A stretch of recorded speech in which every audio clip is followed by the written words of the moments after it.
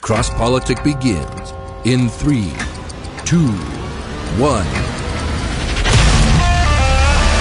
I have a heart that breaks for a dying city. Stop cursing your future. Is not true. For all intents and purposes, I am a woman. No government, no political system has ultimate supremacy. Jesus is King of Kings, and it's about time our nation returned in humble submission to his lordship. You are not protecting women. You are authorizing the destruction of 500,000 little women every year. But I didn't start it. But sir, with all due respect, that's the argument of a 5-year-old. I didn't start it. Right, when the Spirit comes upon people, they go to war, they go to battle, and the enemies of God are driven back and they're slaughtered. You are listening to Cross Politic with Gabe Wrench, the Water Boy, Pastor Toby Sumter, and the Chocolate Knox. Hello, y'all. Welcome to Cross Politics Special Edition, sponsored by Wrath and Grace. Yeah, boy. So if you're wondering where the regulars are at, where Luke, where Jay, where all your regular Wrath and Grace boys are at, well, they have invited us on to y'all's Facebook page. Yeah, Wrath and Grace. Here we are. And so we're rocking that Wrath and Grace right now. Oh, that's right. Is that what this is? That's what that is. Feel that material. Isn't that really nice? So this is, what does it say? Wrath and Grace. Oh, I didn't even read it before you. I just threw it on you. I walked in the studio. On. You said you tried to get me to put it on over my collared shirt. Yeah, I was trying to give you the kind of status feel with but see, I had the polo. I want a polo. I thought maybe did. I thought maybe that was a black thing at first. No, a black thing with a polo? No, it's not. It's not. Hey guys, I'm rocking Chocolate Knox. I'm rocking that's Toby. This is Toby with hair. Doug Wilson. I love it though. Look, it says squad goals, man. I love that shirt. Squad goals. Yeah, and man. yours. Say yours. Speak in tongues. I can't remember. Simul justus et peccator. Right. What does it mean? Say it. You want me to translate? We need a translator for this tongue. An interpreter. Right. Simultaneously sinner and righteous. Yeah, it's a quote from Luther. Yeah. I remember that part. It's my old Reformation days. I kind of remember that. You remember that? Yeah, your old Reformation days? How old are you? Well, we're still in the Reformation. Me and Knox go back. I mean, old Reformation. I didn't say new Reformation days. I didn't say it was gone. I'm just saying Reformation days. Well, hey, we're grateful for Wrath and Grace. Very grateful. We're grateful for the you. shirts. You guys got to go check them out. Yeah, they did something very unique, and that's letting somebody else like us, share on their platform. That's amazing. Commandeer their Facebook page. That's amazing. Yeah. So, that's really good. Mucho thanks. Yeah. And once you go cross politic, you don't go back. So, if anybody listens to the show, we're always sorry for Gabe. So he's from Texas. But yeah. Thank you, Toby. I didn't have to bring that up. I'm just getting that out of the way here. Hey, with us. Yes. We have a unicorn in the studio. We have a unicorn in the studio. Right. Oh, Mr. Peter Dill. He's from Seattle. He's a practicing attorney. Is that correct? Yes. Still currently. JD from Notre Dame in 1984. He's from Seattle, moved to Idaho to support the family farm, and got stuck. Well, hooked or happily here. And I know how that goes. Yeah, so we're all stuck. The reason we got in touch with Mr. Peter Dill is that he is running for Idaho governor as a Democrat. You said the D word. As a pro-life Democrat. That's correct. That's the unicorn You part. got one more. Pro-life Christian Democrat. That's like an oxymoron. I don't think we've ever said that on the show before. Is that it's a square circle? There we go. Oh, we'll see. I don't know. We'll get into more of that later. We're going to talk about this more. But anyways, Peter's running for Idaho governor as a Democrat. He says, I'm just reading a couple of things here. He's entering the Democratic race because he wants to bring his innovative perspective to tackling Idaho's biggest issues, making decisions with future generations in mind. He's a conservative Democrat versus a Clinton Democrat. Is what he says. He's a team player. He's committed to working across political aisles, moving beyond sound bites to nonpartisan solutions. He's on the right show. I like that. Move beyond sound bites. Yeah, there we're we all go. about that. Yeah. This is his first run for office, and Peter considers his citizen governor status as an asset, bringing fresh vision to a real world view of Idaho's needs. Okay. So, hey, Peter, thanks for being on the show. Thank you. It's great to be here. And you're from Southern Idaho? Yes. So we're up in northern Idaho. We're up in the smokestack. 2 different countries. Yeah. If you're familiar with Well, Idaho. I didn't know. I bring greetings from the south, and I thank you for welcoming the north. Yeah. And we can talk about north and south, but we're one state, and we'd like to be able to work together and get along. So where's the family farm? It's in Gem County, right near Emmett. Okay, which is... And Emmett's about 25 miles north and west of Boise. There we go. Okay, so just near the capital. Yep. And you're married. Your wife's here in the studio with us today. And 3 children? Yes. They baptized? Yes. Amen. Amen. That's a good one. And they're grown. They're in their 20s, and they're running the farm, and we're running around. So awesome. Right. Wow. Very so it's a good time. What kind of farm? Well, we raise organic grass-finished beef. Oh man. You got some tri-tip? Did you? Didn't, well, I didn't bring it, but I can arrange that. Next time. Okay. Next time we you can bring some we tri-tip. can do it without beef. Sorry, guys. Sorry. I'll grill up some mean Santa Maria style tri-tip next time you come up this way. Okay. All right. Yes. Yeah. So, this is your first run for political office. It is. What are you thinking? Well, why? Some people. What's wrong with you? Some people would ask the question a little differently. Are you crazy? And the answer, well, the evidence may already be in, but we'll see. A little bit. This is where we should get Susan the mic. Right. Yeah, we actually have your wife in studio with us right now, too. Right. She is. She is. We should ask her, why did you let him do this? She's all for it, right? Yeah. She is, indeed. Yeah. Okay. Well, I've thought about it for a number of years, and previously it wasn't a good time. I'm going to lose this headset if I don't have it on straight, too. There you go. Yep. So I've been involved in relationship with government throughout my career. As a lawyer? As a lawyer, and also as a community member. Mm-hmm. So I've been involved in public issues in the community actually since the beginning of my career. And yet now I'm at a place where my family is settled, and I can do something that I've wanted to do for a long time, and that is actively enter the realm of governance. Yeah. I think I have skills that can be helpful in problem solving. That's what I've done for years. Yeah. Problem solving for businesses, for families, for communities, on issues that we all face and care about. Mm-hmm. So I'd like to bring my problem solving skills to the issues of Idaho. So why governor first? I mean, why not president? Or, why not city council? Why not? Why there? Well, the needs are great at this time, and the need is great for new vision, new problem-solving skills, and I think I bring those. And were you kind of the last Democratic candidate to sign up to run for governor? I may have been the last candidate, period, to sign up. Right. Yeah, I signed up in the last hours. It was like March 9th or something. Yes. Okay. Yes. So is there a story behind that? Well, on a whim. Did you lose a bet? Oh man! All right. Was it your March Madness bracket got busted? I guess my team lost, so I needed something to do. That's great. No, there really isn't a story behind the last hour filing, but I've thought about it for a long time. I've made preparations. I've been talking to people around the state, and you may know there's a filing window, and I came in at the latter part of it. But I'd been putting the pieces together for some time. Okay. Okay. And you already got a team? We do. Campaign manager? Yes. You got one person in every county, or however? Well, we're not one person in every county, but we're situated throughout the state. Yeah. Okay. I have a great campaign manager and excellent social media manager. Okay. A wonderful person doing websites and other advertising for us. Yeah. But more than that, we've got people around the state who believe in what we're doing and are contributing really valuable ideas. Okay. In fact, that's all the people of Idaho. I'll tell you just from the start, as I go around the state talking to people, the first thing that I want to do is listen. And so I ask people, in their opinion, what are the 3 most important issues facing the state of Idaho about which state government can help? Mm-hmm. Well, why do I ask people? Well, because I think that, like the body, everyone has gifts to bring. Mm-hmm. And perhaps it's an idea from Thomas Jefferson. I think it goes way back before that. But wisdom is entrusted to many people, not to one, not to a few, not to a think tank. But wisdom is entrusted to people. And I listen to people. Mm-hmm. And I want to hear what's important, why. That's critical, by the way, why. Yeah. And then how we can go about working the problems that we all face. Yeah.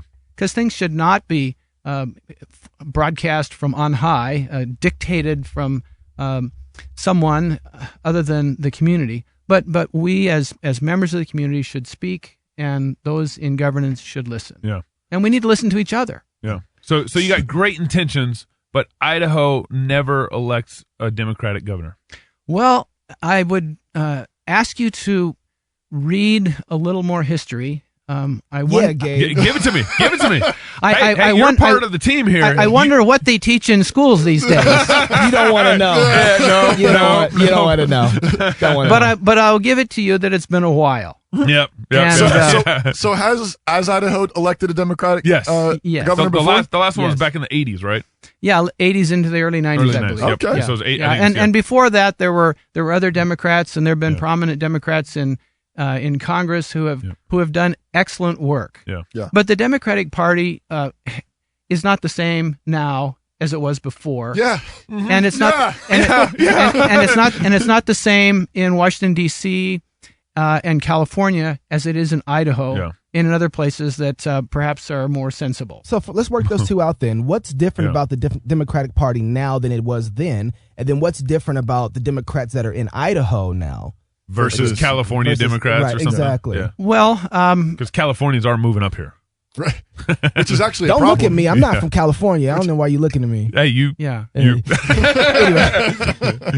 Well, I think that the older versions of Democrats historically were more conservative, and they were clearly caring for the needs of people who don't have enough, caring for things of environmental stewardship, and I think it was a different attitude. Things weren't as radicalized as they are now. And I think the California and Washington D.C. Democrats are further on the radicalized end. And I don't mean to throw stones at people, because we don't mind. Well, I do. I do. We're not running for office. So. Yeah, I do. But there's a difference in how people approach things. And now, have you always been a Democrat your whole life? Or? No, I haven't. Okay. No, well, So what's been your flow? Like Republican, Libertarian, non-communist, non-committed, independent. I mean, what's been the flow for you? So I grew up in a Republican family, and I'm grateful for that. I think also we can make some comparisons between Democrats at certain points in history and Republicans at certain point in history, and then where we are now. I think we can still do it now. Sure. Yeah. But so I grew up in a Republican family. I think early on I became what I would call an independent thinker and an independent voter. Yeah. Because I look at the Republican platforms and the Democratic platforms, and I see good things in both. I look at both platforms and I think, oh wow, there's some problems here. Mm-hmm. But I resist the opportunity to say I have to pick one or the other, because there are good things in both groups, and add the Libertarian and the Constitutional parties now, where there are good things in each. Why can't we bring them together? Yeah. But you did pick one though. You picked the Democratic Party to be on that. I did, and so let me tell you the rest of the story so that it's right out there. Right. We're gonna make it as hard as you can to finish the story. That's fine. That's our goal. That's fine. So I became an unaffiliated voter sometime back, and then 2 weeks ago I signed an affiliation with the Democratic Party. Okay. So literally 2 weeks ago was the first time you became aligned with the Democratic Party in terms of becoming a Democratic member of the party. It's the first time that I was officially affiliated with the party. Okay. But I attended the Democratic caucus 2 years ago. I have Democratic friends. I converse with people who are intelligent people with different letters behind their name, and quite frankly, to me, the issue is more the issues than it is the party. Yeah. What are we thinking? Yeah. And how well are we thinking? And can we think together? Yeah. So if that's the case, why not run as an independent? Well, independents don't win. Yeah. Yeah. And this is about. I guess it's strategic, and it also reflects who I am. Are there other? I don't even know. Are there other candidates for the Democrat ticket? Yes, you do. Yeah. You know them. Not for the Democratic ticket. Yeah, Paulette Jordan. Oh, yeah, and then AJ Balukov. I want to say Burkhoff. Okay, I know the Paulette Jordan. Yeah. Okay. So and there'll be AJ ran 4 years ago. Also. Okay. So this is the second time. So it'll be the three of you. And to be complete, there's one other fellow who I think his name is Troy Minton, who signed on last spring, and I don't know much about him. So the four of you will be in a runoff then for in a primary, Democratic primary, in a little less than 2 months. May That's right. 15th. Okay. So, Yes. Yeah. So what is it that tilt the scales for you? You're sitting here as an independent, semi-independent, right? And you're looking at it and you're like, Republican, Democrat, and it was this thing right here, this issue that tilt the scale for you. Say, I'm going to go ahead and sign up, put myself on the Democratic ticket. What was that thing? It's not a single issue, and that's what were those things? Yeah. those issues. Yeah. Knox like specificity. Hey, you said it. Yeah. That How was about right. that? That was good. Wrath and grace. So I love people and I love the earth. They're both God's gifts, and the rich history of the Democratic Party is a keen caring for people, particularly with people in need. There's a rich history also of environmental stewardship, and this matters. Both of these matter to me. I think there's a greater openness in Idaho to life issues than perhaps we're aware. And I'd like to create the active dialogue with my Democratic friends on life issues, and I'd like to create the active dialogue in a new way with Republican friends on issues that affect the creation, environmental stewardship, and also on issues that relate to the poor people the poor among us. Yeah. And if we're going to faithfully read the scriptures, here you go. Go ahead. Yeah, go for it. Go for it. If we're going to faithfully read the scriptures, we start with something pretty compelling. In the beginning, God created all of these things, and He said it was good. Yes, and He did. And He gave us responsibilities. Right. And so, are we going to be faithful to that or not? Well, those responsibilities didn't stop anywhere along the line. They're ours now. Yeah. To work with the creation, with the earth, and to take care of it. Well, there's sense in that, as well as calling, command, heritage, and there's joy, but there's also a future, and I'm concerned about what we're going to be enjoying in our lifetime, and what our children and grandchildren will enjoy. So I'm interested in environmental stewardship as a part of our heritage as people placed on the earth by God to do important things for the duration. I got questions. Yeah, they're coming. There we go. And I'm not giving it back to you quite yet. I like this guy. I like this guy. Pushing This back. is going to be good. Pushing back. This is going to be it. Go for it. There's no one issue here. We have responsibilities to our neighbors, and the command to love our neighbors is wide, and it particularly reaches neighbors in need. Yeah. So what are we going to do about it? And that calling goes right to the Lord Jesus. It starts very early on, and it doesn't stop. So these are parts of the Democratic message historically that I find helpful. They're a part of the Christian message. And by the way, they're not unique to the Democratic Party. Many of my Republican friends are also keenly interested in caring for the creation well and caring for people. Yeah. And then we'll go another step. Who all are these people? We're told that we are made in the image of God. We're knit in our mother's womb, particularly by Him. This suggests life begins at conception, and really wonderful things are going on in this time where we're in the womb, and then we come out, and wow, we're at the next level, and responsibilities begin. Well, some of those responsibilities include caring for the next generation that's coming along, who are for a certain period in the womb. It includes the responsibilities of caring for people throughout life. Mm-hmm.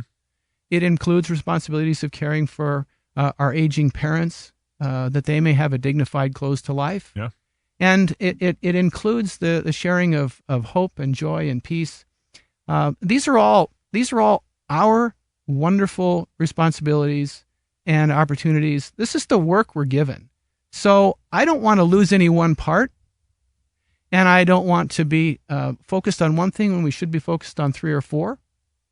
I also don't want to lose focus on any one of those. And I think that within the decision to be a representative of the Democratic Party, we can meet the responsibilities that are ours. Oh boy. So much to talk about. Okay. So much. I'm excited to hear Well, you say I gave that. you a little something to work with. Oh, yeah. Everybody's going to be waiting for this break to be over with. More with Peter Dill when we come back on this special edition of Cross Politic on Wrath and Grace. Shout out to Wrath and Grace. Make sure you go get the t-shirts. They feel amazing. More with Peter Dill next.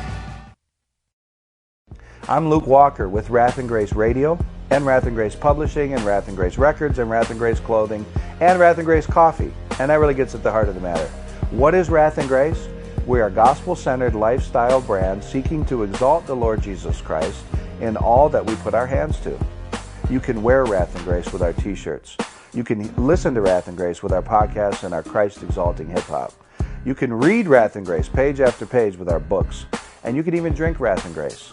In our coffee, we have a Wrath Roast, dark, and a Grace Roast, light. So go to wrathandgrace.com today and check out all that we have going on as we seek to exalt Jesus Christ and Him crucified in all that we do.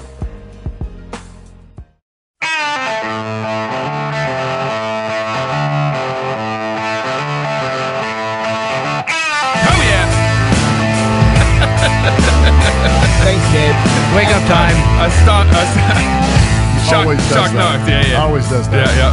It's a good beat right there. As if the last segment wasn't enough of a oh yeah for me with Peter. Yeah. Welcome back to Cross Politic.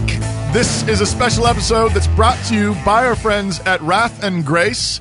And we're sporting these t-shirts. These feels so nice. Wrath and Grace shirts. I'm wearing a polo. And you're wearing a polo. So nice. That's got Latin on it. Yes. Yeah, because you're all sophisticated. Yeah. And Yeah. And also, this coffee is... Oh man, really, that coffee you it's drink? really good. Is that good? Oh, you're drinking water. Yeah, I'm doing a coffee spot and you're drinking water on me. Sorry. Come on, jump on it, man. You act like you're part of the show already. Cross Politic coffee. Do you drink Cross coffee? Politic mug. I've had 5 cups in my life. So I thank you. I thank you for the Give offer. me that back. I'll drink that coffee. Okay, No, sure. I'll Smell it. It's good stuff. Yeah. It's really good. It's With all right. us on this episode is Mr. Peter Dill, Yes. who is A unicorn.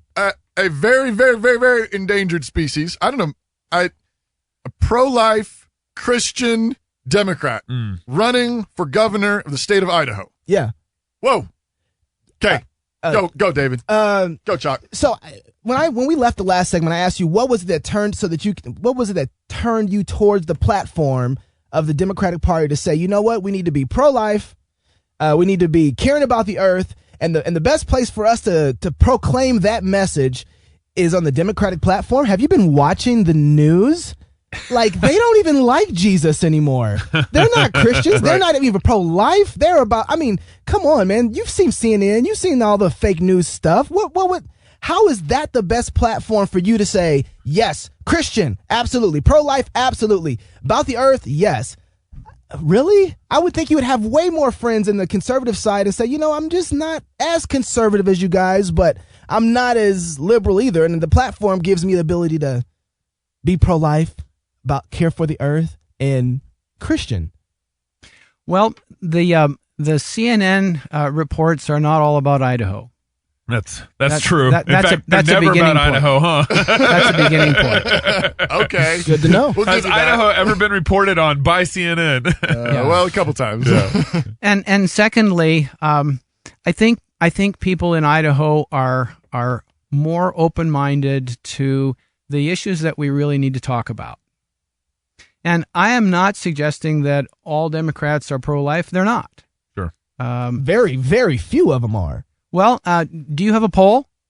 You know what? That's how the legislation gets passed. I was going to say, I mean, just look at the ticket. The platform is officially open season on unborn children all the way through. Well, there's a support for reproductive rights, but there's also a support for people.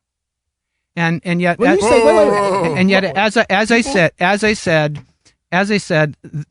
What about the people that got murdered? well, support for reproductive rights. That's code for. I know what it is. Yeah. I know what it is. Yeah. Well, you're on Cross Politic Special Edition, sponsored by Wrath and Grace. But so you can go ahead and just drop the codes. We can talk straight up here. That's fine. Yeah.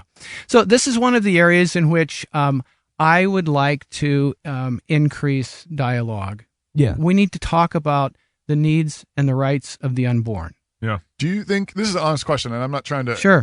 Straightforward.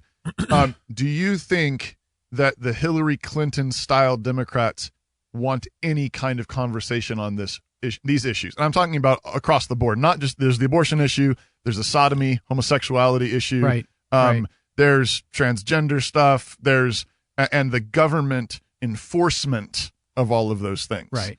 You say, I'm not a Hillary style Democrat. I don't sense any interest in talking about it at all. Huh. I think that's correct. Okay. I think that's correct. I think when they say particularly that, at the national level, but your point is, I think there's actually opportunity for dialogue in Idaho. I do. Yeah. And you know, in my view, there are a number of ways to look at. Okay, so we've jumped into the question of life and abortion. Sure. There are a number of ways to look at this, but one of them is it's a matter of civil rights. If we have two persons who have recognized rights, The mother and the child. The mother and the child, and I would suggest there are more people, but the focus typically comes to the mother and the child. Like the father should be included in the situation. Well, I think so. I think so as well. Oh, absolutely. Yeah, I do. Yeah. But the recognized rights are the mother and the child. Yeah. And as a civil rights matter, if we're going to try to look at the rights of two parties that appear to be in conflict. And that's the problem. We're looking at this as rights in conflict. But if we are going to, then we have to think about some manner of balancing rights. Yeah. And in any occasion in which you balance rights, you don't eliminate one of the parties. Yeah. Right. But it brings up the really hard questions. Where are we going to go with this? Oh, sorry. When you said rights in conflict, whose rights are in conflict? Well, so in our country for 40-some years, there's been a recognized right of a mother to make decisions about her body. That comes into conflict with the person who's inside if she doesn't want to continue to carry the person inside. What's the conflict? If the answer to the question is an abortion, the conflict is that the baby will die. That's a pretty direct conflict. Okay. All right. So where do we go with question this? Then, if we're saying there's a civil rights issue, that there's, and I think I understand why you're arguing, why you're saying it, why you're laying out the ground that way. I actually think the Democratic Party doesn't see it as a civil rights issue. They just see the baby as tissue. There's no civil rights issue there, generally speaking. The party leadership, the national platform, and in some regards the state platform would see it that way. Yeah. But I'm suggesting that the platform in some respects represents the people, in other respects it doesn't, and even to the extent that it does, we're dealing with one of the issues of our time that is dividing our country, and it is doing great damage to obviously to the children that are aborted, but also to the mother and to other players in the group. I want to go back to this conflict because when you said that, the first thing that popped, the reason this is kind of hard for me to manage is because the first thing that popped into my head, it feels like at the same time it's like saying the slave owner, there's a conflict between him and his slave, and so it's like, what are you talking about? You don't own people. You don't buy people. This is just sin. You're just making up. There's no real conflict here. You're doing something you shouldn't be doing. A mother is to care for. There isn't a conflict. You shouldn't be doing that. It's just wrong. Period. To say I want to kill my child. You're concerned that the civil rights thing is kind of masking the dramatically immoral nature of it. Thank you. It's not just it's not just civil rights thing. This is dramatically immoral. That's helpful. Yeah, absolutely. Yeah. So when I hear that, it's just like, well, no, that shouldn't even exist. Well, I will not argue with you that the decision to kill a child is an immoral decision, but the conflict does exist because for 40-some years we've been taught in all levels of society that the fetus, the child in the womb, really is a bit of flesh, and somehow we have to work through that. But as people have been taught this, have come to accept it, have come to believe it, and have come to recognize the other side of the story as well, and that is the difficulty of young mothers caring for children that they either are not capable of or don't have the tools to care for. We've gotten to where we've gotten. So how do we unravel it? You can call it sin. You can say it's immoral, and I won't disagree. Yeah. But I'm going to ask you, how do we move forward? Yeah, that was my question. That's How my in next the question. how in the world do we move forward? I got a few answers, but my question then is that same question to you. How do you solve this? That's right. As governor, let's say you get elected as governor, how would you solve this? Well, the first thing I think that's important is to try to engage the dialogue again. This issue, like many... Use the governor's role to be able to open up the dialogue. Absolutely. Okay. Absolutely. And I don't believe in bully pulpits because I don't think bullies are a good thing to have around. But I do believe in engaging people in conversation. It depends on what's going on. This is a complete, this is closer because if I'm a slave locked up in a slave master's house who's getting beat every day, I want somebody to be a bully on a pulpit and say, can't beat him, can't own him. Because the issue is bullying is happening right now every time a baby is slaughtered in its mother's womb. I agree. That's the worst kind of bullying. I agree Murder. with that. And so when somebody stands up and calls wickedness, evil, mm-hmm. and says, we need to deal with this, they're not really being a bully. They're being courageous. They're actually being truthful. They're actually standing up for the truth. Right. Well, and so are there other ways to stand up for the truth that are more effective? Because I'd like to hear them. Like hear what? Them. Yeah. Well, so I'll come back to this. I would like to engage people in dialogue because we have to ask each other, how did we get here and why are we in the positions that we're in? And I think if we can start to understand how we got here and what positions we're in, we may be able to see, do we have some common ground that we can work on together? And I think there may be that. I hear your I just gotta. Have you talked to a pro-choice person? Yeah. One that's in front, that's going to an abortion clinic, outside is walking into an abortion clinic. Have you talked to those people before? Yeah. Have you tried to tell them that what's inside of them is a human being and that you would do everything you can to make sure that human being is not murdered? And have you heard their responses to that? Many people are doing this, and in many cases with success. Yeah. And in many cases with success. But have you heard their responses, though? The majority where of there's not success, which is a majority. Why don't you tell me what you're hearing? So that's great. We got a lot of video. I'm happy to tell you what I'm hearing, but please go ahead. The majority of people who people who are watching this, a lot of Christian people who are out there on the front lines saying babies are murdered here, who are proclaiming the gospel, they're seeing some fruit of their proclamation. But the majority of what is heard out there, the majority of the videos that you see, and I've been out there, is the fact that they are saying, we don't care what it is. You don't have a right to tell me what to do with my body. And so I'm going to kill it. So how do you have a conversation with that person who is like, it doesn't matter what it is? And that's the majority. That's the majority of them. We got to the point with ultrasound technology and so on that it's not really a mystery anymore. I mean, maybe in 1973 it was really unknown, but ultrasound technology, everybody knows it's a baby. And now many of them are saying, we know it's a baby and we don't care. Well, in the David Daldian videos, where there's pro-choice people, but people running clinics in those videos saying, it's a baby, and we're killing it. So you remember that? How are you gonna how do you plan to merge? Christians are trying to have this conversation. Well, and are in some cases quite successfully. Yes, there are pregnancy clinics that are compassionately helping young women who are either confused or struggling with the issue, or they're committed in a direction, and frankly, it's uncomfortable for them. Everyone feels the tension here. Yeah. I think many people don't like the idea of abortion because as you learn how it works and what the results are, it's not a happy conclusion.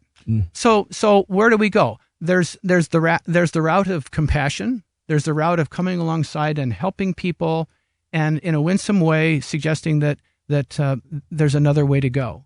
And there's the route of the prophet, the fire and brimstone person who says this is simply wrong. Yeah. And I think there's a place for both. But you're a governor, so you're sitting at the top of it. You're the person who is a deacon of God, right? So what would be your role biblically as a person who would be governor in a state who has the answer to God on the issue of abortion? My role is to do everything I can to protect life. Mm-hmm. So what would that look like? Well, if you're governor for a day, let's play that game. We've played that here on the show before. You're governor for a day. Yeah. What does it look like? I don't think anyone in a day or a year is going to solve this problem. Let's act like we can. Well, we can speculate about a lot of things, but we really need to live in a real world too. Yeah. Okay. We'll go to the real world next. Okay. But so right now you're governor for a day. All right. Right. And you say, okay, you got a blank check. You got a blank check. What do you do? Well, I work as a peacemaker. Mm-hmm. I work as a reconciler. Mm-hmm. I work as a problem solver. I like you. So I like, in a winsome way, to engage people in the dialogue about life. Sure. Children are wonderful. I love kids. Mm-hmm. You do got too. 3 of them. Yeah. I do. But I love life. Mm-hmm. And I want in my day or in my year or in my term to impart a love of life that will I trust change things in the long term. You haven't given me an answer yet. You're telling me what you like, but what are you going to do as a governor first day in office? If you're elected governor for a day, hypothetically governor for a day, what do you do to end abortion? To end abortion? Yeah. I talk to people and try to instill in our community a renewed love for life. Let me flip it a little bit. One of the questions we've asked sometimes on this topic is, so let's say there's an active shooter, as has happened, unfortunately, in a few places, and he's targeting schools. Yes. And what would you do? Day one, let's say you're sworn into office, you're governor of Idaho. Do you dialogue with them? There's an active shooter. Do you start a dialogue? No, I think it's a different situation. How so? I think it's a different situation. You have one moment where this shooter is doing things, and we're looking at. And we have 40 years. We're looking at a of pattern. Abortion doing its thing. Right. We're looking at a pattern that's been going for a long time, and it's really widespread. It's based on a great deal of difference of opinion and confusion and emotion that is wildly different from the active shooter. Frankly, if I'm the governor of the day when the active shooter is busy, I'm not going to run over there and shoot the guy because that's not my part. Sure. But my part is to do everything I can to stop that shooter, and then to go about. Let me ask it this way. Again, just all due respect. Just sure. How I wonder why, just in terms of the rhetoric, right?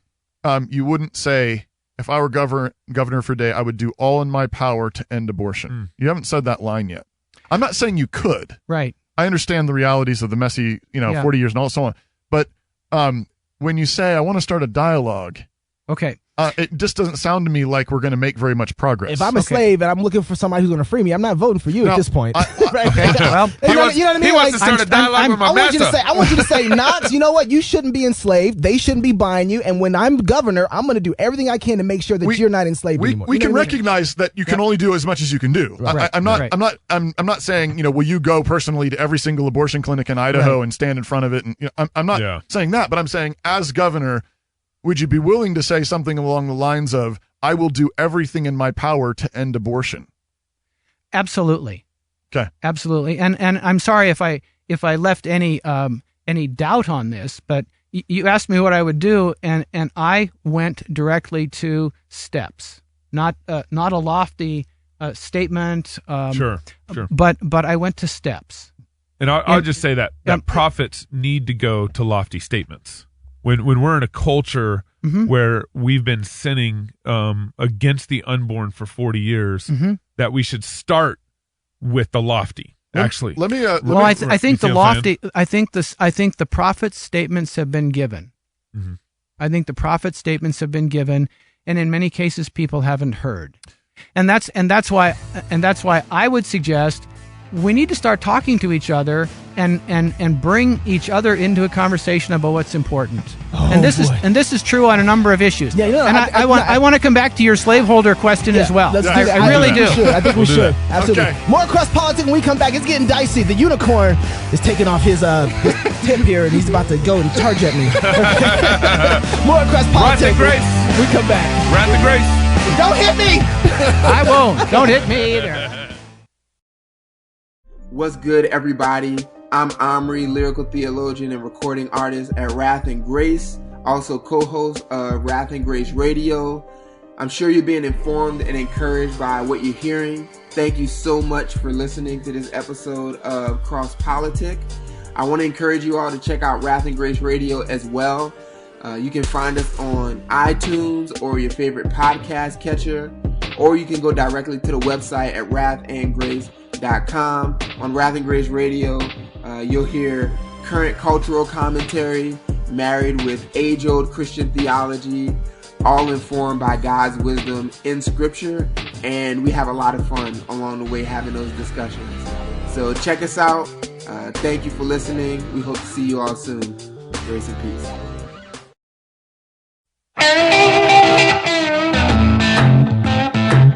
I'm just sitting here in chains, waiting for a hero. He's singing the blues. Singing the blues. Save me, Lord, save me. Come on, Jesus. Man. Oh, look, we have a governor. I wonder what he's going to do. Governor for a day. It's not, the day's still here. So, Peter Dill in studio with us on a special episode of Cross Politics, sponsored by Wrath and Grace, which I'm happy to rock their polo right now. You're rocking their shirt. You don't have a Wrath and Grace? We'll give you one before you leave. Yeah, we'll give him one. Yeah. So, Jay will appreciate that. all right, so let's go back to my slave comment. Yeah. I'm a slave, and I'm hearing somebody talk about potential freedom. Yep. And I'm hearing you say, well, and we've been doing it for 150 years. 150 years. You know, it's Right. It's 1860. Right, exactly. We've been doing this thing for a we long kind of feel time. bad about it. People you know? don't understand slavery. Right, it's a real complex. And no one likes it. So we pass laws. No more beating your slaves on Sunday. Okay? So no more beating. And so you're coming along and you're saying, you know what? I think we should abolish it. I'm like, oh, this sounds interesting. How do you plan to do that? Well, we're back to the slavery question, and we can look at history and see what happened. People said, let's abolish it right now. People said no, and we had a war, and hundreds and hundreds of thousands of people, black and white, fought and died. 600,000 people. So you don't think we should have gone to a war to end slavery?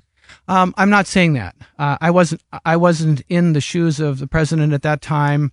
I think that it was a complicated decision.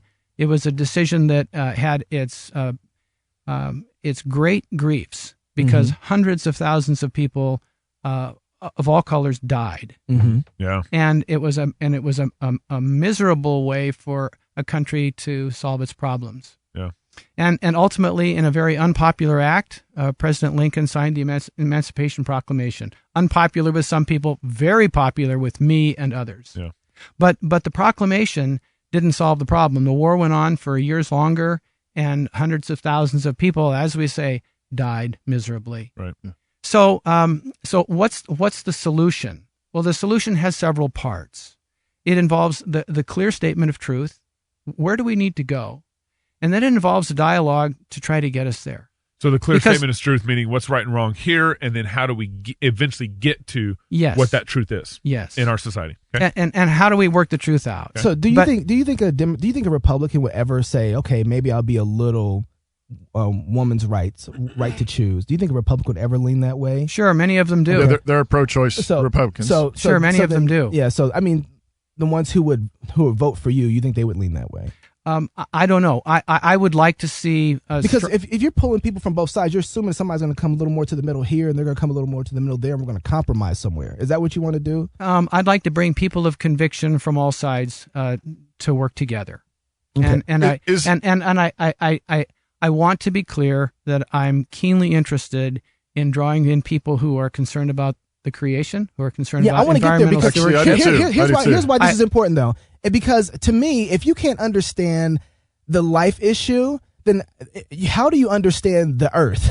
Right? Right. If you're talking to people about, so you have a way better friends in the conservative side of the party who understand life. You have something to draw them with and say, guys, if we understand life, God's given us life on this earth, then we should not only care about life the way we do, then let's care about, and I think there are lots of conservative Christians who say, let's care about the earth in the same way with the same vigor, right? Right. But if you're willing to trash the pinnacle of creation, right, the image of God, then why? Who cares if you pick up cans?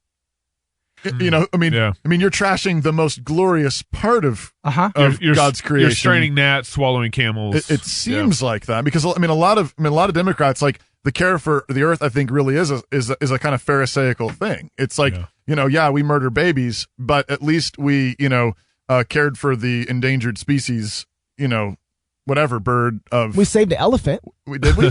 We saved two. But you know what I mean? Like seriously, that's kind of the thing. And so it's like I'm totally for caring for the earth. I live here. I want clean air. I want my great grandkids. I'm post-mill. I want clean environments for them, and I care about all those things. Those are huge things to me. But if I can't even, if kids are being murdered in the mother's womb, there's no air for them to breathe at all. I mean, black babies are one of the most endangered species. Oh, are they? In New York, on planet Earth, right? More babies get aborted. More black babies get aborted. More black babies are aborted in New York City than are born every year. So let me ask you, what's your plan? Well, I think when I was going to ask you, this is a practical suggestion. Sure, fire away. We have so Dan. What's the guy's name? Dan Foreman. Dan Foreman is a state rep, right, or senator? Senator. He's introduced a bill, for example, that would immediately it just recognize the current Idaho criminalizes Constitution. It immediately criminalizes abortion in the state of Idaho. Couldn't get it heard in committee to even get a bill number in order to be even considered. Right. As a conservative, right. I mean, it's Republicans and so on. I think what should happen is a law like that should be enacted ASAP. And then I would say once we've established this is murder, it's a criminal act, then I think good and wise people should get together to figure out how to walk that out, given the fact of where we are. So I think we need to establish it, tell the truth on the front end, and establish it as a crime in the state of Idaho, period. And then, we need to work with people and figure out, okay, and how can we walk this out in a faithful way? But I think until we get that period at the end of that sentence, officially, all our talking is just talking. But once we get it, we could say, I think there could be all kinds of ways that we work with people in terms of let's help the mothers, let's close down all the clinics. But we're doing that. So let me ask you this question. How's your program going? Great. It's that, well, are you getting the bill passed? We're working on it. I mean, it's going. Yeah. I mean, I think you should endorse Dan Foreman. I think that'd be a good practical solution. Well, is that bill going to work? That's one question. Will the legislature pass it? Secondly, will the Supreme Court uphold it? No. Wait a minute. We have to be practical here. No. But absolutely. I want to ask you: should the legislation be passed? Should it be voted in? I want to ask you: what do you think that should happen? Well, I will come back to tell you my purpose is to protect life, and I want to find effective ways to get there. If that legislation was put before you, if Dan Foreman's legislation made it all the way up to the governor's table, would you sign it? Well, these are big speculations. No, you're supposed to say yes. Let's start there. You're supposed to say yes. But let me ask you this: what's the penalty? For what? What's the penalty attached to Dan Foreman's legislation? Well, it should depend on. We have case law, so it depends on the situation, but it could be murder. Which penalty? Are you talking about the penalty that would fall on you in the state of Idaho for passing that, or the penalty in terms of like criminalizing abortion? If abortion is criminalized, what's the penalty and who does it fall upon? Pick me. Okay, Knox. Yeah. So if I kill him, what's the penalty?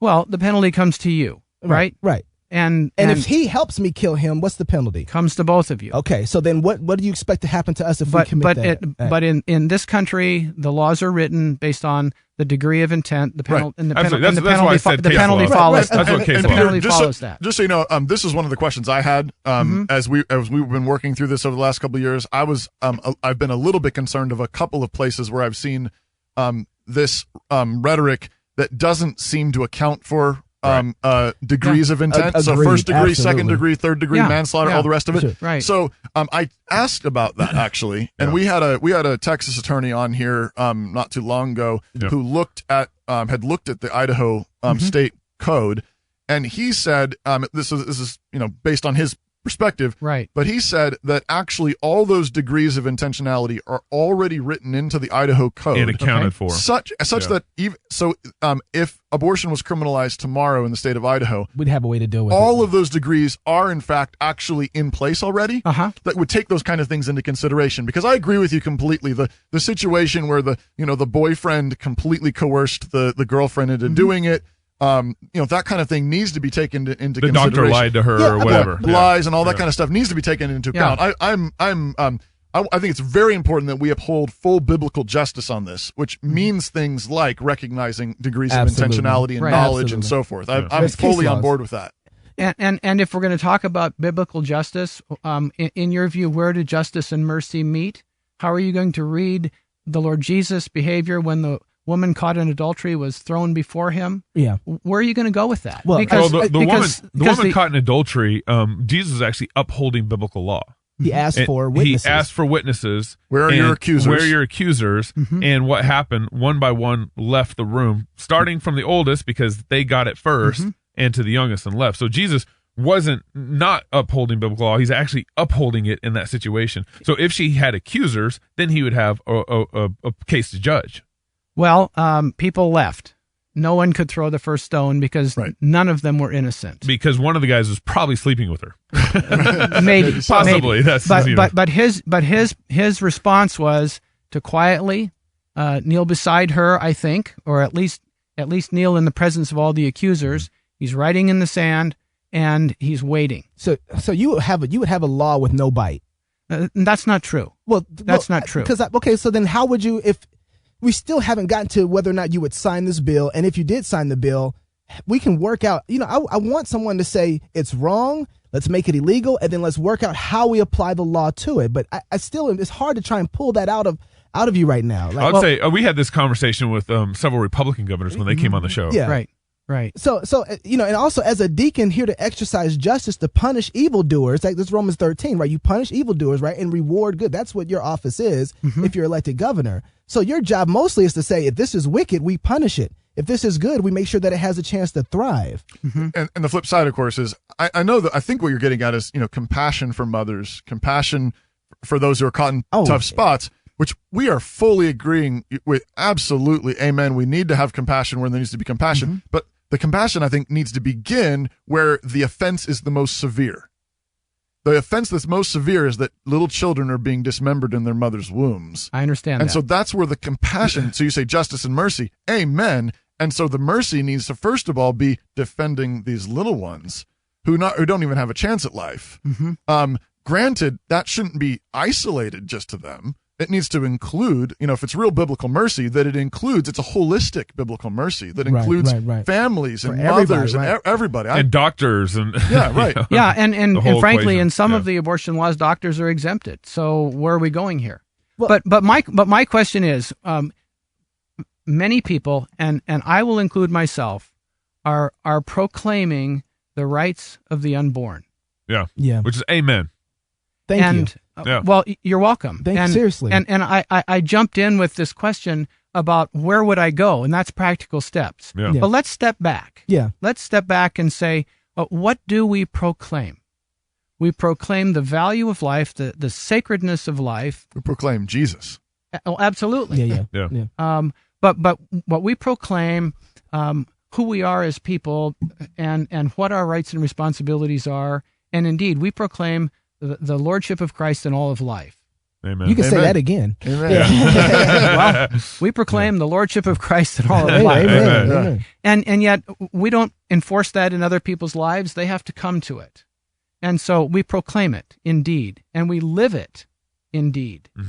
And we invite people to come into conversation with us and hope and trust with the vigor of our dialogue that we can walk together. So we proclaim it, but you have the additional responsibility of being a deacon on God's behalf for righteousness and truth and for godly laws and for right. So it's a proclamation, but then as your governor, it's like you don't only proclaim it, but now you have to figure out how to enact it as a Romans 13. You sure you don't want to take off your jacket? Well, I probably will shortly here. I probably will shortly here. At the next break, you'll see a change in the program. You guys are liable to peel off your shirts too. Who knows? All right, guys. Here we go. Well, okay. So if we're clear about about who this person is in the womb, if we're clear about the call of God upon us to protect the defenseless among us, and in this case, babies. Yeah. How are we going to go about that? Because I can sign, and I would like to be a part of proclaiming that truth. Yeah. But I jump into the discussion as the governor of a state. How am I going to move this along? I mean, people have been trying for 40 some years to figure out how do we get this message across? And here's a because we don't have a dictator, right. nor should we. There are some downsides to to not being able to snap our fingers and say this one's done.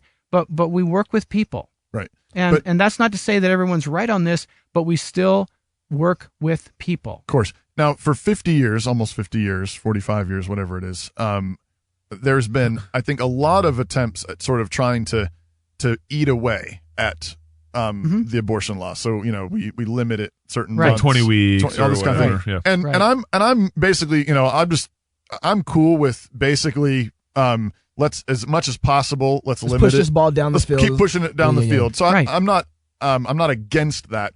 The one concern I've had is that I do think that rhetorically and in terms of momentum, we've built an industry around just incrementalism, rather, and now there's like jobs that ride on. Right. We better not solve this too fast because then I'll be out of a job. Idaho Right to Life executive director would be and so what I guess what I'm saying though is it seems to me that there needs to be a simultaneous call to look. We need to end this. We need to end it as soon as possible. Right. We need to get this done. And I think a willingness to really this leads into actually maybe a broader question that we don't have tons of time for actually, but the relationship of states to the feds, right? Because historically, the state is as a lesser magistrate was intended originally, a Bill of Rights. To be a greater magistrate than the federal government. It was actually supposed to have greater pushback on the feds. Right. We had many states had laws outlawing abortion when Roe versus Wade passed. Right. Arizona, Idaho. So the Supreme Court overturned the will of the people, or at least said they could, which I believe was illegal. Okay. It was an illegal act. They do not have that right to tell us that. I believe it was illegal when they did it. Obergefell? Well, I was going to go back further. Oh, I'm sorry. I was going to go back to what was the 1860 the civil rights? The Dred Scott case. The Dred Scott case. 1858. Sure. So the Dred Scott case, same thing. You have no right. It was based on so-called human rights. You're not a full human being. Right. You don't have a right as someone Right. who's born in Africa and from African descent to appeal your case to the Right. Supreme Court. And so the rights of that human life was rejected. Of course, Right. it was overturned. Right. And we look Later. back, and we look back on that and we say that was ridiculous and awful. And Right. why did the states bow their knee to it? But the same thing happened in Roe versus Wade. The same thing has happened again in Obergefell, where many of the states had laws on the books that said in our state marriage is between one man, one woman, and Supreme Court overturned that. And democracy in each state actually voted to pass to strengthen marriage between man and woman. In California, 11, 12 states. I think my point, though, is I think that's a place where the pro-life movement has been particularly weak, where we have not just said, as a state, we're going to be a pro-life state, and actually sort of picked that battle, picked that fight, Right.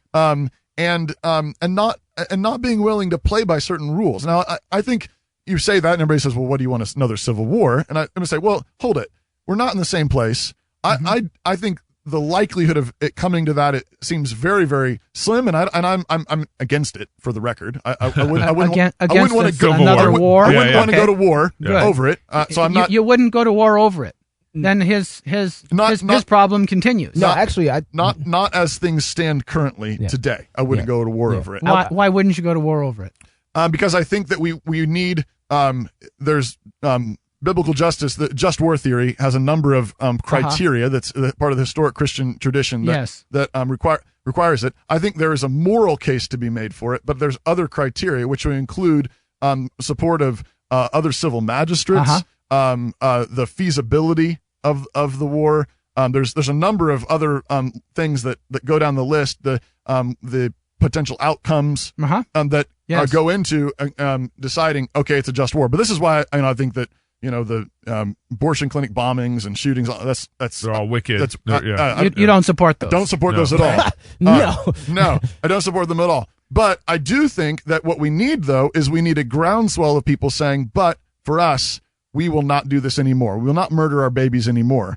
And in our land, this is not what we're going to do. We've noticed this actually in some of the really far left liberal states like California and Washington and Colorado. They believe in states' rights far greater than we do. They're pushing back on the feds right now, saying, California has the sanctuary, cities and refugee laws. And they're even saying they passed a law that says they will penalize business owners that enforce the federal regs on illegal They're immigrants. exercising their states' rights. And you're talking about marijuana in Washington and Colorado. Yeah. Sure. And so my point is, this seems like a very, very sweet strategic moment for Christians to say, and while we're at it, not in Idaho, we're not going to murder our babies. And when the feds come, as they most likely will. Well, first of all, it's interesting. We have Trump and his administration, which seems, at least on the surface, far more pro-life friendly. Would they come after us? I don't know. Would he send Jeff Sessions after us? I don't know. But I think it's a wonderful opportunity to make that play and say, and we'll meet you in court after you've dealt with the illegal immigrant problem in California and the pot problem in Washington and Colorado. Yeah. Because look, otherwise you're treating us unfairly. It seems to me, though, we need Christians thinking kind of like that strategically, with that kind of MO, with a lot more gusto than we have had. Right. That's what and that's why the Idaho Right to Life is pretty impotent, because they actually were against Dan Foreman's bill. That bill got sent to Jeff Sidaway. We had Jeff Sidaway on the show. Yeah. We talked to Jeff Sidaway about this very same issue, and he quashed the bill because he's the chair of the committee. Right. He wouldn't let that bill even get to committee to be discussed. Why? Right. But there's a groundswell of this happening, not just here in Idaho. I mean, where's the state that just introduced an actual bill? Ohio just introduced a bill to actually outlaw all abortion in Ohio. Yeah. It made it to the floor. Who knows what's going to happen? Yeah. We know that Dan Fisher is running for governor of Oklahoma. Yep. That's and he's running on a abolish abortion platform, just straight up, unapologetically. This is what we had him on the show. I'm going to do everything I possibly can to do that. Now, I totally grant, I don't know what is going to happen. I don't know what can happen. But it seems to me that we need to have that kind of approach, that kind of take. We need to get the big E on the eye chart, like in our sights first, right? That's got to happen first, instead of like working this other direction that hasn't been working for 40 years in the first place. Jump in there, Peter. Jump in there. Yeah. Jump in. We're just dialoguing now. There's no questions. There's no questions. I'll let you guys. Let me ask one last question. Set your ship, and then I'll come and look at it. I was going to say, if you had a response to that, I'll let you respond. But I was going to ask you another question on a little bit different. I actually want to hear his response to this. Yeah, I mean, I'd like to. I like activism, but I also like activism that's going to make progress. And if the activism makes us feel good because we did something, but it makes no progress, what have we done? Well, we've probably polarized and we've fractured. And we're in this polarized and fractured environment already, and we're going to only be further apart, and we won't get anywhere. And then we have to come back to the justice issue, and that's why I asked the question about the penalty, because if we're talking about putting young women in jail, is that justice? It depends. Right. I think it does. Yeah. But are we putting doctors in jail? Let's start with, I think it depends, and work our way to what's unclear. But let's talk about. That's a good principle. Let's talk about justice. Let's talk about how we make progress on an issue that we haven't progressed on for 45 years. Well, let's talk about the slave owner. Let's talk about him. Let's talk about whether or not when he bought that slave. Let's talk about what all the things that were going on with his lifestyle. And let's judge if man selling was how much he broke the law in his man selling.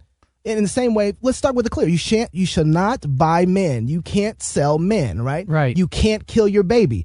All the other circumstances that work their way down from there, let's talk. We can work through those situations, right? But Peter, I like you. Thank you. I like you too. I do. I like you too. You're unique. I like to you me. too. You're unique, and I like the fact that you're just like unicorns. I do. Unicorns are fun. I like guys with beards too. Well, I have an amazing beard. That's a good beard. I feel like in one sense you're kind of giving me the cookie. You know what that means? It's kind of like, hey mom, what's that? Oh, nothing, baby. Just eat this cookie. I kind of feel like that. It tastes good. I like you, but I feel like in one sense you kind of give me the cookie where it's like, you know what? If I was governor for a day, I would absolutely do my very best to make abortion illegal. But I also care about the fact of who we're punishing, we should definitely punish murders. If you're killing somebody, you should be killed. That's just law. And so, but I want to make sure that those circumstances are looked at and handled carefully, like we do with any other form of murder. We don't talk about this with any other form of murder. We know that we have case laws to work it out. You know what I mean? But I'm not getting that clarity from you. I'm getting kind of the cookie. You know what I mean? Well, I'm sorry if you feel like you're getting the cookie, because that's not where I am. Okay, but so are you not then at the place where you're willing to say, and that's totally fine. I'm just trying to get clarity for this. You're not willing to say, no, absolutely, abortion should be punished with murder, but we should treat it in the same way that we treat every other cases of murder. Okay, so again, I'll come out with two things, actually three. One, I started by telling you that I am an advocate for life. Yes. And secondly, I said, if you're going to talk about passing a bill, I want to talk about whether it's going to work. And I'd like to talk about a strategy for helping us as a community do things differently than we're doing right now. And this covers many, many issues. If we're going to be fractured, if we're going to be polarized, we're not going to get there. You won't get your bill passed. And even if it gets passed, people won't respect it. You can call out all the National Guard you want to enforce the law, and it's not going to work. So we have to look at something that will help us as a community get on the same page if we're not in some ways already there. And I happen to think there's more common ground than we give credit here. But we have to somehow figure out how we can be effective in this. And I don't want to just kick the ball down the road in small steps. So it may possibly be that we're at a place where we need an Emancipation Proclamation. And then we need dialogue. Don't we have that already here in Idaho, though? I mean, in one sense, we already say that abortion is illegal here in Idaho. Our code does. Well, it just decriminalized it back in 1973. Yeah, I mean, it's on the books. It may or may not have been a good law the way it's all written. Have you read the whole law, by the way? That particular law. Yeah. You have. Yeah, okay. just that let me one. clean. Can I just try and clean this up, because I'm trying to work through this. And you got to bring this in for a landing too, man. I know we're supposed to be done, but I can't. But this is a Wrath and Grace special. Yeah, so look at this is special. So so should we criminalize abortion? Quick, yes or no? So as a Wrath and Grace special, what do we need at this moment? Wrath or grace? Well, I think if it's a murder, then it's always wrath. Both, right? Yeah. God always offers wrath and grace. Hang on, real quick. If you're seeking to exercise justice, wait. What's your position? Because I think if it's the church, we have a different position. If it's the family, we have a different position. If you're the governor, you have a different position. The police have a different position, right? So if you're a governor, thou shalt not commit murder, right? Yeah. So what happens to people who commit murder? They're punished. Okay, so if a person commits abortion, doctor, whoever, we have case. Should abortion be considered murder, and should murder be punished? And that's my rub. Right there. That pause right there. That's my rub. Right. And you know but what see, I mean? this is actually the point, I think, in all this is that Jesus always offers wrath and grace, right? Wrath for those who don't bow their knee to him, wrath for those who don't put their faith in him, and grace for those who believe in him. There's always grace for the repentant. Yeah. But go ahead. So let me. You say that's the rub, and this is strategic. I know where you're trying to go. My pause. It's really not, but okay. Well, maybe it's not. It's just straightforward. I'm not that good of a poker player. Sorry. Okay. Well, if it's not, then I accept that. Okay. I accept that. Right. Okay. But please accept my comment as well. Yeah. My pause is not a reservation about the dignity and value of life. My pause is not about desiring to stop abortion. My pause is about how can we really get there, and is the signing of the law the way to do it? Yeah. And if we're going to fracture and polarize even further, then we're going away. Here's the thing, we're going away. All right. Man, Knox is on fire. He's excited. But you didn't pause when I asked about the other forms of murder.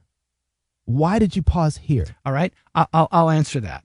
Because on other forms of murder, like it or not, we're trying to be a government of the people, by the people, and for the people. What does that mean? Well, among other things, it means that people have to buy in for laws to be effective. This is a free country. It works that way. And on other forms of murder, people have a general sense of the morality of murder. Right now, we live after 45 years of teaching, of thinking, that has left this question not in other people's minds the same as it is in yours. Basically, as a black basically man, we've established a culture. But here's of as this, a black is what man, you're that saying. answer is not appealing to me. But and here's the thing. Let me just. I'm sorry, it's not because because you're saying that over time, people how they feel about the law is what attests to whether or not it's functional. Here's the thing, though. Is it's not. It's not a test of whether it's functional, but it's a test of how you make moves for the law to be effective. But, Absolutely. But here's the thing: the left has not waited. No, for not people in to any agree way. with them.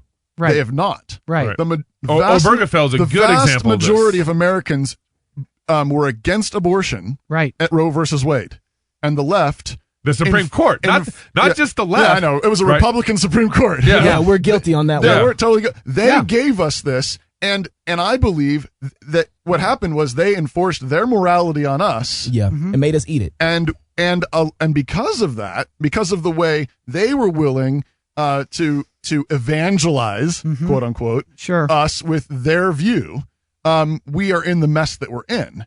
Obergefell. Same thing. Right. The vast majority of Americans do not believe that homosexuals should be considered married.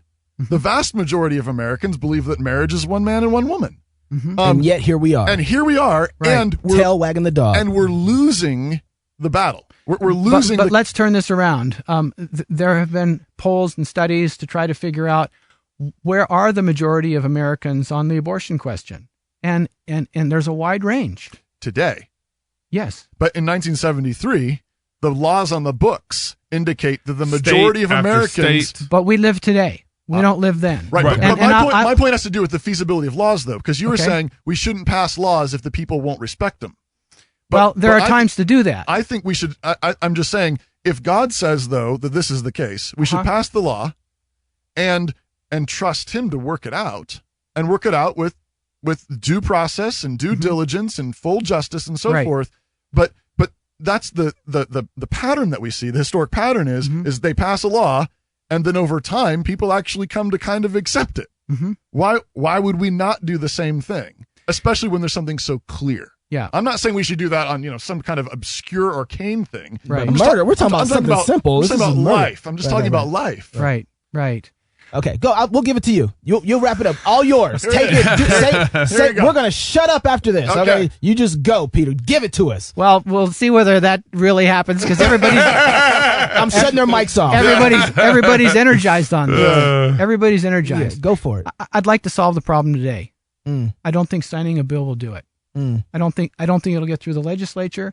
I don't think it'll pass the courts because we're cowards. Hey. And sorry. And I don't think that people are thinking in this direction now. So we're needing to speak to culture. And I actually believe that if we can listen to many people on the pro-choice side, the answer that I hear to the why question when people get reflective and think someone's really listening, not ready to just slam them with an answer, is we don't want unwanted babies. And if I talk to strong pro-life advocates, why? Well, we can talk about the sanctity of life and the sacredness of the person, and that's right. But getting behind that, how do we make decisions? We want babies to be wanted.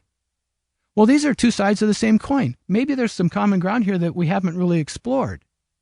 And beyond that, we have 45 years of our institutions teaching something that is hurtful to women and deadly to babies. But it's become a part of the culture. So unless we can be in a winsome way, this hurts. By the way, sorry. Try to change this culture. We'll have perpetual slavery. We have to stop this. I do believe in the Emancipation Proclamation, and I think it would be effective here. It hurts me too. Would you be willing to just hold it? Yeah. Oh, sorry. It hurts me too. It hurts me too because if more babies are killed during this dialogue, that's painful. Oh man. But if more babies are killed because we try to pass a law and it doesn't work and things go backwards, the same result is happening. But we haven't made any progress. Yeah. And I think we have to be peacemakers, and peacemakers take a big risk. They take a big risk. And I don't see that you're taking that risk right now, though. Well, you know what I mean? A prophet is saying, I'm going to declare what God says, and I'm going to stand here on that and proclaim it. So the peacemaker is clear. That's the proclamation. and then the peacemaker is working with people.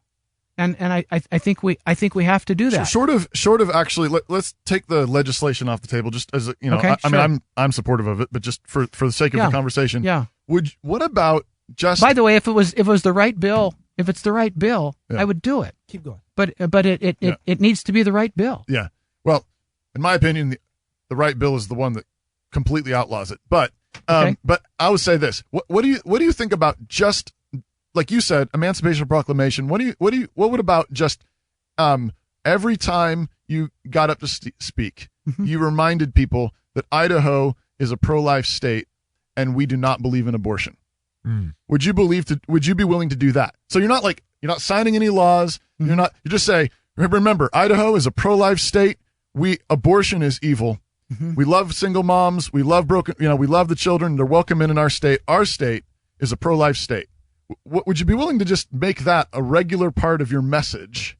Just announcing that. You're not making anybody do anything. Yeah. You're just saying, as the representative, the governor, I'm the face of Idaho. Right. Idaho is a pro-life state. Every baby is welcome. Abortion is murder. If that was true, I would say it. If that was the reality in Idaho, I would say it. Wow. It is in terms of overwhelming majority.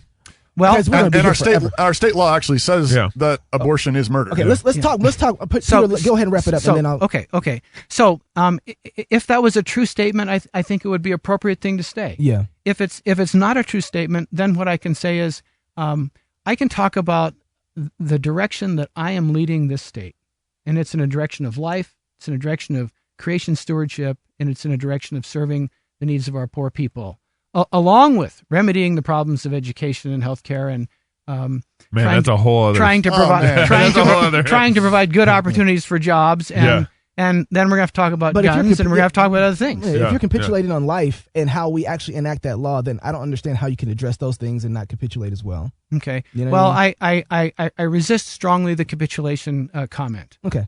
I really do. Yeah. Because I think this is about how we progress as a people. Yeah. Well, I'm saying if you're not willing to say, we got to go. I'm so sorry, man. I want to talk. Can we talk more off camera?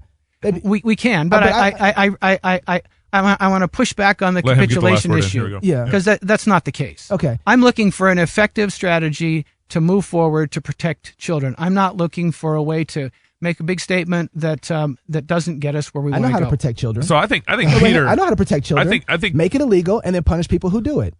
Well, is that gonna happen in this state at this point in time? The Bible says that when you punish wickedness, it flees and it hides and it goes away. Right? That's what happens when we punish evildoers. It also takes leaders standing up and just saying, "This is what we're going to do. We need to do this." When people hear that from leaders, I think it encourages them absolutely and builds them up and gives them courage. They thought what they never thought was possible starts sounding like it's possible when people stand up and say, "We need to end this." I got a point here. So I'm with you on leadership. Yeah. Leading the way, and that's exactly what I'm talking about doing. And so let's state the direction we're going, and let's try to bring people together to get there. Because if I make a big proclamation and nobody says, "Oh, we're not doing that," then we haven't advanced anything. Yeah. And so, as I understand you, Peter, I think you're a pragmatist in this. Your goal is, I believe you. I think long term you'd love to see abortion be over, but I think your way of getting there is kind of more of a pragmatic way, bringing peace, trying to have a conversation about it, doing what works. But I think pragmatists have never led reformations. Well, I would call myself more than that. I'm a hybrid. Okay. I'm an idealist. Yeah. And I am a peacemaker, and I am pragmatic because I want to get people working together. Yeah. If we will work together, we can solve all kinds of problems. Yeah. If you and I will work together, there's no telling what good we can do, and we can be thankful. Yeah. But if we stay in a combative mode, I don't think it's going to get us there. But I think not at this point in history. The problem is that we're already in the fight. They've been fighting us, and they've been winning for a number of decades now. And I don't see a way out. I think we do need to have compassion. We need to have grace, but I don't see another way unless God's people stand up and fight back. I mean that with, in terms of the Bible. I mean that in terms of the sword of the Spirit. I'm not talking about guns and bombs and chariots. Right. But I'm saying we need to have men with backbone stand up and say, no, we're not going to do this anymore. We're not going to play nicely anymore. And I've suggested that let's have men with backbone stand up and say, this is where we have to go. Okay. This is the truth, and let's work together to get there. Yeah. Two different strategies, but I want people to work together. Yeah. Hey, this is a really good conversation. I value this. I thank you very much. Thank you so much, Peter. Thank you very much, and we will be watching definitely to see how it goes. Well, let's see how it goes. Yes. Yeah. All right. We just want to thank you for listening to this episode of Cross Politics, sponsored by Wrath and Grace. I'm rocking one of the shirts right now. Wrath and Grace. We're going to give Peter Dill a shirt before he leaves, too. Thank you. Get you a t-shirt. Go over to Wrath and Grace and grab you one of those nice Wrath and Grace t-shirts. We just want to thank you. Go to the website. Hey. And until next week, love God with all your heart, soul, mind, and strength. Love your neighbor as yourself. Go fight, laugh, and feast. We'll talk after we get done. Very good. Thank you.